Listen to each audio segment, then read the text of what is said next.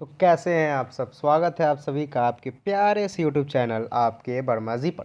आइए शुरुआत करते हैं आज के इस क्लास का, आज के इस सेशन का। बहुत मस्त, बहुत प्यार तरीके से, बहुत बढ़िया बढ़िया आज के क्लास में आपको देखने को मिलेगा। मस्त प्रश्न देखने को मिलेगा। कैसे? क्योंकि देखिए, ये हिंदी का आपका 6 क्लास कंप्लीट हो चुका है, ये आपका 7वां क्लास है। ठीक, क्लास नंबर ये हम आपका क्या है, 7वां है। 7 नंबर के क्लास हैं। इसमें भी आपको 25 क्वेश्चंस देखने को मिलेंगे जो कि बहुत ही महत्वपूर्ण है। कृपया ध्यानपूर्वक इस क्वेश्चंस को देखिए, बनाने की कोशिश कीजिए, समझने की कोशिश कीजिए। अगर जहां दिक्कत होता हो कृपया आप कमेंट ज़रूर कीजिएगा। ठीक, मैं कमेंट ज़रूर देखूंगा। चलिए शुरुआत करते हैं आज के इस क्लास का। प्यारा सा क्लास, क्लास नंबर 7 आपके हिंदी का। पहला प्रश्न आपके स्क्रीन पे ये रहा। अब क्या प्रश्न कह रहा है, ध्यान पूर्वक जरा देखिए। अचल हो उठते हैं चंचल, चपल बन जाते अविचल। अर्थात यहाँ पे क्या कह रहा है, अलंकार आपसे पूछ रहा है कि जो पंक्ति दिया हुआ है, प्रस्तुत पंक्ति में अलंकार बताना है। तो यहाँ पे आपको जहाँ भी विरोध ना होते हुए यहाँ पर हमको क्या लग रहा है कि विरोध हो रहा है। अर्थात देख रहे हैं, अचल हो उठते हैं चंचल, चपल बन जाते अविचल। इसको अब ध्यान से जब पढ़िएगा तो आपको समझ में आएगा कि यहाँ तो विरोध नहीं हो रहा है, लेकिन विरोधी का आभास हो रहा है, इसीलिए यहाँ विरोधाभास हो जाएगा। उम्मीद है ये आपको समझ में आया। बोलिए, क्या बातें समझ में आई? अचल है, ठीक, दो चीज़ें देखिए, अचल है और चंचल है। ये दो चीज़ों को ध्यान दीजिएगा। ठीक, नेक्स्ट प्रश्न की तरफ चला जाए। नेक्स्ट प्रश्न है, समझौता करना निम्नलिखित में से किस मुहावरे का अर्थ है? बताइए। तो 4 मुहावरा दिया है। खाई पाटना, मुंह की खाना, पीठ ठोकना, कान भरना। समझौता करने का क्या अर्थ होता है? तो समझौता करने का अर्थ होता है खाई पाटना। क्या होता है जी? खाई पाटना होता है, क्योंकि कान भरने का मतलब चुंगली करना होता है। पीठ ठोकने का मतलब होता है शाबाशी देना। मुंह की खाना अर्थात क्या, मुंह से निवाला ले लेना। ये सब क्या होता है? तो ये मुहावरा है इस। लेकिन खाई पाटना का अर्थ होता है कि समझौता करना। क्लियर? आगे बढ़ा जाए। नेक्स्ट प्रश्न है प्रश्न संख्या 3। निम्न में से पुल्लिंग शब्द चुनना है। पुल्लिंग शब्द कैसे चुनेंगे? ध्यानपूर्वक सुनिए। सिंपल सा स्त्रीलिंग के लिए बताते हैं। किसके लिए आपको हम बताएंगे? स्त्रीलिंग के लिए बताते हैं। जिस शब्द के अंत में, ध्यानपूर्वक सुनिएगा, जिस शब्द के अंत में ती हो या नी हो, ती हो या नी हो, ऐसे शब्द जो होंगे वो स्त्रीलिंग होंगे। कैसे? अगर कहते हैं गति, कहते हैं गति, तो क्या है जी? लास्ट में ती आ रहा है, स्त्रीलिंग है। जैसे कहते हैं जाति, लास्ट में ती आ रहा है, स्त्रीलिंग होगा। ठीक, जैसे कहते हैं मति, ये क्या आ रहा है लास्ट में? तो लास्ट में आपका आ रहा है, लास्ट में आ रहा आपका ती, तो ये स्त्रीलिंग होगा। ठीक, क्लियर हो गई बात? तो यहाँ पे आपका क्या देखने को मिल रहा है? जाति, ये क्या है जी? तो ये है भाई मेरे स्त्रीलिंग। विधि है, राशि है, शशि है, लास्ट में ध आ रहा है, तो ये भी क्या होगा? आपका स्त्रीलिंग के अंतर्गत में आएगा। ठीक, आपका राशि है। अब बात आती है राशि या शशि। देखिए, राशि जो है वो क्या है? स्त्रीलिंग शब्द है, लेकिन जो शशि है वो क्या है? पुल्लिंग शब्द है। क्लियर हो गई बातें? उम्मीद है ये चीज़ें आपको समझ में आया। नेक्स्ट प्रश्न है, यह कहानी रोचक है, वाक्य में जो यह दिख रहा है, क्या यह दिख रहा है, वो किस प्रकार का विशेषण है? सबसे पहली बात तो ये भाई मेरे, ये सर्वनाम है। क्योंकि आपको पता है संज्ञा के स्थान पर जो हम इस शब्द का इस्तेमाल करते हैं वह सर्वनाम होता है। जैसे मान लीजिए आप कहते हैं मोहन को जाना है, मोहन को जाना है। अब भाई मेरे, ये मोहन हो गया संज्ञा। अब इसके स्थान पर आप इस्तेमाल कर रहे हैं, इसके स्थान पे आप इस्तेमाल कर रहे हैं कि उसे जाना है, उसे जाना है। अब देखिए, मोहन के जगह पे आपने क्या इस्तेमाल कर लिया? उसे इस्तेमाल कर लिया। अर्थात यहाँ पे क्या किया आपने? सर्वनाम इस्तेमाल किया। अब यहीं पे पूछ रहा है यह कहानी रोचक है, जहाँ किसी की विशेषताएं बताई जा रही हो, लेकिन उसका क्या नाम न लेकर क्या किया जा रहा है, एक सर्वनाम की तरह इसको पहचाना जा रहा है, अर्थात यह सर्वनामिक विशेषण हो जाएगा। उम्मीद है ये चीज़ें समझ में आया, क्योंकि यहाँ लगा था यह कहानी, कहानी का नाम कहता तो वो क्या होता, उसमें सर्वनाम नहीं होता, लेकिन कहानी का नाम नहीं, सिंपल सा कहानी कह दिया, बोल दिया है कि यह कहानी, क्या कहानी, यह कहानी, वह कहानी। ठीक, तो ये क्या है, सार्वनामिक हो जाएगा। उम्मीद है चीज़ें समझ में आई, आगे बढ़ा जाए। समास विग्रह की दृष्टि से कौन सा विकल्प अनुचित है, अर्थात समास विग्रह की दृष्टि से कौन सा विकल्प जो है इसमें अनुचित है, और हमें पता करना है कि कौन गलत हो जाएगा। वन में वास, वन में वास पहला है, तो देखिए वन में वास जो है वो सही है, वनवास हो गया। ठीक, उसके बाद है चंद्र का प्रकाश, चंद्र प्रकाश, बात बिल्कुल सही है। जल की धारा, जल धारा, ये भी बात बिल्कुल सही है। देश की शक्ति, देश की शक्ति देश शक्ति नहीं होती है, ऐसे देश की भक्ति यहाँ पर है, देश की भक्ति, इस देश की भक्ति इसको हम नहीं कह देंगे कि देशभक्ति हो गया, नहीं, देश के लिए भक्ति होता है, देश की भक्ति नहीं, देश के लिए भक्ति देशभक्ति कहलाता है। ठीक, उम्मीद है समझ में आया। ऑप्शन बी जो है वो गलत है, अनुचित है। ठीक, आगे बढ़ा जाए। प्रश्न संख्या 6, इनमें से कौन सा उपसर्ग अरबी फारसी है, अर्थात सिंपल सा बात बोले तो क्या बोला जा रहा है जी, तो सिंपल सा बात विदेशी शब्द, क्या जी, विदेशी शब्द। क्लियर हो गई, तो विदेशी शब्द का अर्थ क्या, अ अन उप, देखिए अ लगे उन उपसर्ग में, अगर अ से बनता है उपसर्ग तो सिंपल सा वो हिंदी का बनेगा, अन हिंदी का बनेगा, उप से भी हिंदी का बनेगा। ठीक, तो ये क्या है आपका देशी, आपका क्या आ जाएगा, देशी के अंतर्गत में आया, तत्सम आया, तद्भव आया, वो बात अलग है। लेकिन यहाँ क्या लगा है, बे लगा है, बे से बन जाएगा आपका विदेशी शब्द। जैसे कि हम आपको कहते हैं क्या बन रहा है, तो बेकाम बन गया, क्या बन गया, बेकाम बन गया, बेअसर बन गया, क्या, बेअसर बन गया, बेरहर बन गया। ठीक, ये सभी जो है वो विदेशी शब्द हो जाएंगे। ऑप्शन नंबर सी हमारा हो जाएगा करेक्ट, अर्थात अरबी फारसी।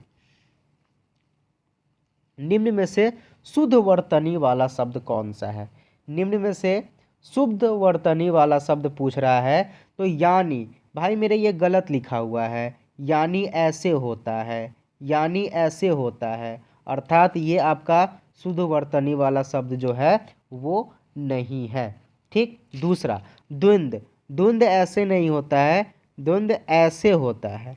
ठीक, तो ये भी आपका गलत है। यानी, बिल्कुल बिल्कुल, यानी जो है ये वाला आपका सही है, ऑप्शन नंबर सी हो जाएगा करेक्ट। और उज्ज्वल जो है ना इस तरह नहीं होता है, उज्ज्वल ऐसे होता है, उज्ज्वल, उज्ज्वल ऐसे होता है। क्लियर हो गई बातें, आधा ज दोनों में होता है। उम्मीद है चीज़ें समझ में आई, आगे बढ़ा जाए। प्रश्न संख्या 8, विस्मय अस्थाई भाव किस रस में होता है, विस्मय अस्थाई भाव किस रस में होता है, तो सिंपल सा बात समझिएगा, जब कोई वस्तु को देखकर आश्चर्यचकित हो जाते हैं, जब कोई वस्तु को देखकर क्या आश्चर्य हो जाते हैं, और आश्चर्य से कहते हैं वाओ, क्या, अद्भुत, अर्थात अद्भुत होता है विस्मय अस्थाई भाव में। विस्मय अस्थाई, सिंपल सा बात यह है कि विस्मय का मतलब होता है कि आप आश्चर्यजनक किसी भी कार्य को देखकर हो जाएं, आपके मुंह से कुछ ऐसे शब्द निकले तो वो अस्थाई भाव का रस हो जाता है। जैसे कि हम कहते हैं किसी भी चीज़ को देखते, कोई बड़ा एकदम मस्त नया क्या कार देखते हैं, क्या न्यू कार देखते हैं, तो देखते हैं वाओ गजब, कहते हैं ना अद्भुत, अर्थात क्या, तो ये क्या है, तो विस्मय अस्थाई भाव है। क्लियर हो गई बात, आगे बढ़ा जाए। नेक्स्ट प्रश्न है प्रश्न संख्या 9, सर्वश्रेष्ठ रस किसे माना जाता है। देखिए सिंपल सा बात है, सर्वश्रेष्ठ, सर्वश्रेष्ठ कहाँ इस्तेमाल करते हैं, वही किस रस का स्थायी भाव हो यही पूछ रहा है, किसे माना जाता है। सिंपल सा बात है, ये श्रृंगार रस का है, श्रृंगार रस में ही कहेंगे कि आप सर्वश्रेष्ठ हैं, श्रृंगार के अंतर्गत में ही आएगा आप सर्वश्रेष्ठ हैं। जैसे कि जो हमारे कवि सब है, कवि सब जो हैं बहुत ऐसे कवि हैं जो श्रृंगार रस के अंतर्गत में आते हैं। क्लियर आई बातें समझ में, जैसे हमारे कबीर दास हैं। आगे बढ़ा जाए। देखिए कवि बिहारी मुख्यतः किस रस के, देखिए अभी हम बताएं, अभी आ गया कि कवि बिहारी जो है, बिहारी मुख्यतः किस रस के कवि हैं, तो श्रृंगार रस के कवि है। अधिकतर वो भक्ति में कि श्री कृष्ण जी के बारे में क्या करते थे, लिखते थे। अर्थात कवि बिहारी मुख्यतः किस रस के कवि हो गए, श्रृंगार रस के कवि हो गए। उम्मीद है चीज़ें समझ में आ रही है। ठीक, चलिए प्रश्न संख्या 11, कुंद इंदु सन देह उमा रमन वरुण अमन में कौन सा अलंकार है। देखिए यहाँ जो है वो उपमा अलंकार है। सिंपल सा बात बोल रहे हैं, यहाँ जो है वो उपमा अलंकार है। क्यों? क्योंकि यहाँ जो देह की तुलना की गई है, यहाँ देह की तुलना जो है किससे की गई है, इंदु से की गई है। और जहाँ तुलना होगा, सिंपल सा बात समझिए, ऐसे जहाँ अलंकार आपसे पूछे तो अगर अगर आपको देखने को मिल रहा है कि पंक्ति को पढ़ने के बाद कि यहाँ पे तुलना किया जा रहा है एक दूसरे से, ठीक, एक दूसरे से क्या किया जा रहा है, तुलना किया जा रहा है, तो जहाँ पर तुलना होगा वहाँ सिंपल सा आंख बंद करके उपमा अलंकार लगा दीजिएगा। जहाँ तुलना वहाँ उपमा। Clear? Option number B correct, क्योंकि यहाँ पे तुलना हो रही है। आगे बढ़ा जाए। प्रश्न संख्या 12, स्वागत में प्रयुक्त संधि का नाम क्या है। अब देखिए सिंपल सा बात है, पूछ रहा है कि बताना है आपको कि स्वागत, इस स्वागत का जो संधि होगा वो कौन सा संधि होगा। सिंपल सा पहले तो हम इसका संधि करेंगे। संधि क्या, तो सु प्लस आगत, सु प्लस आगत, सु प्लस आगत बनेगा आपका स्वागत। क्लियर हो गई? सु प्लस आगत आपका स्वागत बन जाएगा। उम्मीद है यहाँ तक समझ में आया। और एक चीज़ समझिए, जहाँ य आए, व आए, र बने, वह क्या बनता है, यन संधि होता है। स्वर के साथ आपका व्यंजन के साथ य व र स्वर के साथ हो, वहाँ क्या यन संधि होता है। Option number B. क्लियर? आगे बढ़ा जाए। प्रश्न संख्या 13, निम्न शब्दों में से किसमें स्वर संधि है। ठीक, क्या पूछ रहा है, स्वर संधि है। अब स्वर संधि किसमें है, अधोसुख, सज्जन, वागजाल, महोदधि। महोदधि में जो है वो आपका स्वर संधि है। Option number D. आगे बढ़ा जाए। यशोदा में प्रयुक्त संधि का नाम क्या है। यशोदा में कौन सा संधि है, तो यशोदा को कीजिएगा, यशो अब यदा है, क्या है यहाँ पे, क्या है, यह सोदा, शोदा, विसर्ग जहाँ बन रहा है वहाँ विसर्ग संधि हो जाएगा। क्लियर? आगे बढ़ा जाए। नेक्स्ट प्रश्न, प्रश्न संख्या 15, निम्न में से कौन सा शब्द जो है वह देशज है। क्या पूछ रहा है जी आपसे, देशज शब्द पूछ रहा है। तो अग्नि क्या है, तो अग्नि आपका तत्सम शब्द है, अर्थात संस्कृत के शब्द हैं। इस सिंपल सा हिंदी में इस्तेमाल किया जा रहा है, बिना किसी भेदभाव के, बिना किसी चेंजिंग किए हुए इस्तेमाल किया जाएगा। हिंदी में तत्सम कहलाएगा। प्रार्थना भी क्या है आपके भाई मेरे, तो ये तत्सम शब्द हैं। खेत जो है वो क्या है, तो जो खेत है वो आपका तद्भव है। क्या है जी, तद्भव है। इसको संस्कृत से लेकर चेंज करके बनाया गया है। तो ठीक है, यहाँ खेत का इसका जो हम आप अगर आपके दिमाग में ये आ रहा होगा कि आखिर इसका संस्कृत शब्द क्या होगा, आखिर इसका संस्कृत शब्द क्या होगा जिससे खेत बना है, तो क्षेत्र से खेत बना है भाई मेरे। क्षेत्र जो संस्कृत के शब्द है तत्सम है, इस तत्सम से खेत जो है वो तद्भव बना है। ठीक, तो लास्ट में बचा हमारा कौन, लोटा, अर्थात लोटा क्या है, ये देशज शब्द है। अपनी भाषा में जो शब्द कहेंगे वो देशज कहलाएगा। क्लियर? आगे बढ़ा। प्रश्न संख्या 16, प्रयोग की नज़र से सूक्ष्म अंतर व्यक्त करने वाले शब्द क्या कहलाते हैं। जहां आपको क्या दिखे, तो सूक्ष्म अंतर दिखता है। क्या, जहां आपको सूक्ष्म अंतर दिखता है वहां आपका क्या होगा, समानार्थक होगा। ठीक, समानार्थक शब्द हो जाएंगे। Option number B. आगे बढ़ा जाए। प्रश्न संख्या 17, निम्न में से कौन सा शब्द जो है वो तुर्की भाषा का है। तुर्की भाषा सिंपल सा यहाँ पे पता करना है, कौन विदेशी होगा, कौन विदेशी शब्द है। तो भाई मेरे चाय, चाय जो है वो क्या है आपका, विदेशी नहीं है। रिक्शा विदेशी नहीं है। कमरा विदेशी नहीं है। लेकिन कैंची जो है वो विदेशी शब्द है। कैंची जो है वो विदेशी शब्द है, यह देशज नहीं है।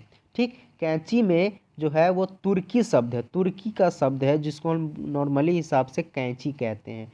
ठीक, आगे बढ़ा जाए। नीचे दिए गए विकल्पों में से तद्भव शब्द का चयन करना है। तद्भव अर्थात संस्कृत के शब्दों को हिंदी में प्रयोग करने के लिए कुछ बदलाव कर दिया जाए, वो तद्भव शब्द कहलाता है।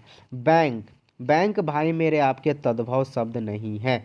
मुंह, मुंह जो है वो आपके तद्भव शब्द है। मुंह जो है वो तद्भव शब्द है। क्यों? क्योंकि इसका तत्सम रूप अर्थात संस्कृत के शब्द होंगे मुख, और मुख से बना है यहाँ पे क्या, मुंह। मर्म, मर्म जो है वो आपके तत्सम शब्द बनेंगे। प्रलाप जो है वो आपके तत्सम शब्द बनेंगे, संस्कृत के शब्द हैं। क्लियर, आगे बढ़ा जाए। प्रश्न संख्या 19, जिस समास में दोनों पद अप्रधान होते हैं वहां पर कौन सा समास होता है? जहां अप्रधान होगा वहां बहुव्रीहि समास होता है। ठीक, जहां दोनों पद प्रधान नहीं होंगे, अप्रधान होंगे, बहुव्रीहि समास होंगे। जैसे हम आपको कहते हैं क्या हो जाएगा, तो जैसे पंचानन, पंचानन क्या है, तो आपका बहुव्रीहि समास एक प्रकार का एग्जाम्पल है। आगे बढ़ा जाए। नेक्स्ट प्रश्न, कौन सा शब्द बहुव्रीहि समास है? देखिए बहुव्रीहि समास आ गया, निस्दिन, त्रिभुवन, देखिए पंचानन भी आ गया। ऑप्शन नंबर क्या हो जाएगा, सी करेक्ट हो जाएगा। अब आपके दिमाग में आएगा कि निस्दिन क्या है जी, तो निस्दिन जो है वो आपका पहला जो है वो द्वंद्व समास है। कौन समास है निस्दिन, तो द्वंद्व समास है। दूसरा त्रिभुवन कौन सा समास है, त्रिभुवन कौन सा समास है, तो त्रिभुवन जो है वो द्विगु द्विगु समास है, द्विगु समास। द्वंद्व और द्विगु, द्विगु अलग होता है। ठीक, अब पुरुष सिंह क्या है, तो ये भाई मेरे कर्मधारय समास है। क्या है, कर्मधारय समास है। क्लियर, आगे बढ़ा जाए।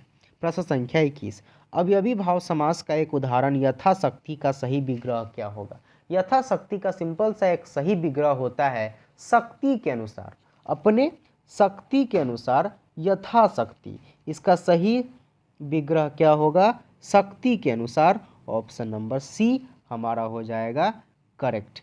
क्लियर हो गई बात है, समझ में आई? उम्मीद है चीज़ें समझ में आई। आगे बढ़ा जाए। प्रश्न संख्या 22, नवग्रह में कौन सा समास है? नवग्रह में सिंपल सा भाई मेरे कौन सा समास है, तो आपका द्विगु समास है। क्लियर, आपका द्विगु समास है, ऑप्शन नंबर ए। आगे बढ़ा जाए। प्रश्न संख्या 23, किलक अरे मैं नेहू निहारू, इन दांतों पर मोती वारू। इन पंक्तियों का रस क्या है? रस जो है वो यहाँ पे है आपका वीर है, शांत है, तत्सल नहीं, यहाँ पे होता है वात्सल्य, और यही है आपका रस, यही है आपका करेक्ट आंसर। तत्सल नहीं होता है, वात्सल्य होता है। ठीक, यही है आपका क्या, करेक्ट हो जाएगा। आगे बढ़ा जाए, नेक्स्ट प्रश्न की तरफ चलेंगे। प्रश्न संख्या 24, काफुर होना। कल ही हम लोग पढ़े, हम लोग प्रीवियस क्लास में ही पढ़े हैं, प्रश्न क्लास नंबर 6 में ही, कि काफुर होने का अर्थ क्या होता है, भाग जाना। अर्थात ऑप्शन नंबर बी हो जाएगा हमारा करेक्ट। आगे बढ़ा जाए। प्रश्न संख्या 25, क्या, प्रश्न संख्या 25 क्या कह रहा है, यह प्रेम को पंथ कराल महा, तरवरी की धार पौ धनो है। इसमें अलंकार पूछ रहा है, कौन सा अलंकार हो जाएगा, जल्दी से जवाब दे दीजिए, सोचिए जरा क्या कौन सा अलंकार होगा। यह प्रेम को पंथ कराल महा, ठीक, क्या हो जाएगा, तो यहाँ पे बहुत मस्त प्रश्न है, और मस्त प्रश्न है, क्या हो जाएगा इसका आंसर, तो यहाँ पे सिंपल सा इसका आंसर हो जाएगा आपका निर्दर्शना।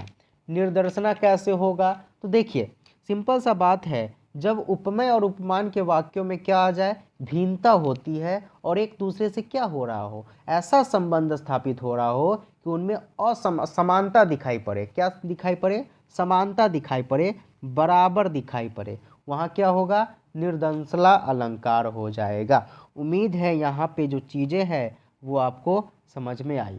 ठीक, उम्मीद है यहाँ पर तक आपकी चीज़ें समझ में आई। और कुछ चीज़ें जो हैं वो आपके साथ शेयर कर देते हैं।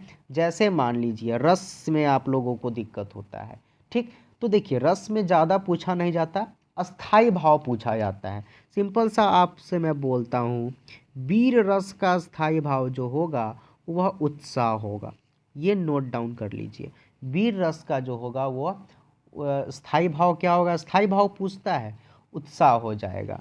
शांत रस का स्थायी भाव, शांत रस का अस्थाई भाव क्या हो जाएगा? तो निर्वेद हो जाएगा। क्या हो जाएगा? निर्वेद हो जाएगा। ठीक, और हास्य का, और हास्य रस का स्थाई भाव क्या हो जाएगा? तो हास्य रस का स्थाई भाव हो जाएगा आपका हास। ऐसे बहुत सारे रस होते हैं, मैं बता दूंगा, टेंशन मत लीजिए। ये 3-4 हैं जो मैंने अभी इस तरह नॉर्मली डिस्कस कर दिया है।